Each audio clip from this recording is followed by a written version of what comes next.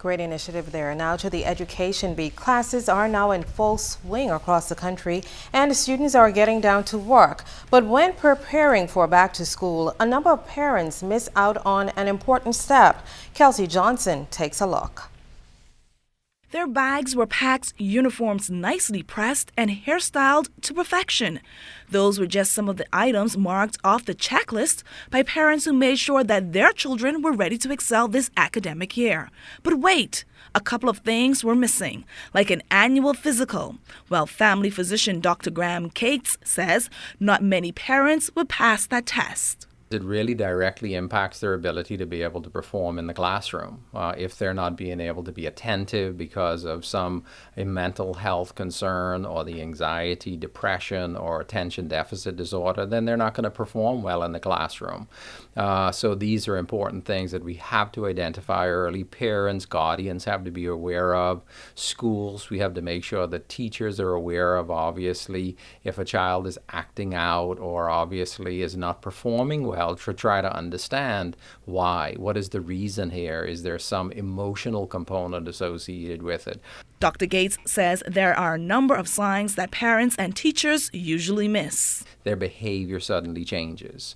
They're obviously were a happy, playful child, and all of a sudden they seem quiet, they seem withdrawn, may not be eating like they normally do, they may not want to engage in their play activities that they were involved in. That's a big one. The other component that you may notice in children is that their sleep patterns may be disturbed. So while they may have noted that they were sleeping sort of 8-10 hours, a normal quality of sleep, all of a sudden they're waking up through the middle of the night, or they're also noted to be waking up earlier in the morning, or having more difficulty obviously going to bed at night. And how is a child with mental health issues directly affected? One is they're not going to do well academically because they're tired, obviously, therefore they can't focus. If they have anxiety, depression, or attention deficit, those are the big common conditions that we are seeing, or stressed, then they're not going to be able to be focused in the classroom.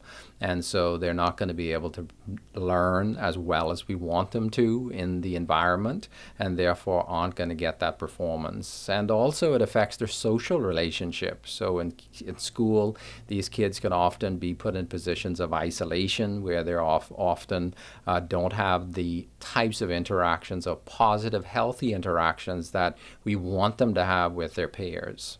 If your child shows any of these signs or a student falls behind in their schoolwork, Dr. Cates says there are ways to cope with the disorder. One is the teacher recognizing that, hey, there may be something that's going on with this student and referring them to the school counselor for an evaluation, or speaking with the parents and the guardians and saying, look, I do have a concern here. We need to investigate this a little bit further. I'm not sure what it is.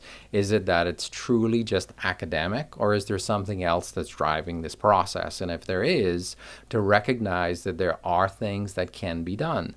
There's obviously counseling that's available. There's medical management through your psychiatrist or through your primary care physician that can be used to be able to help in these situations and make sure that we, as a country, provide the best outcomes for our students.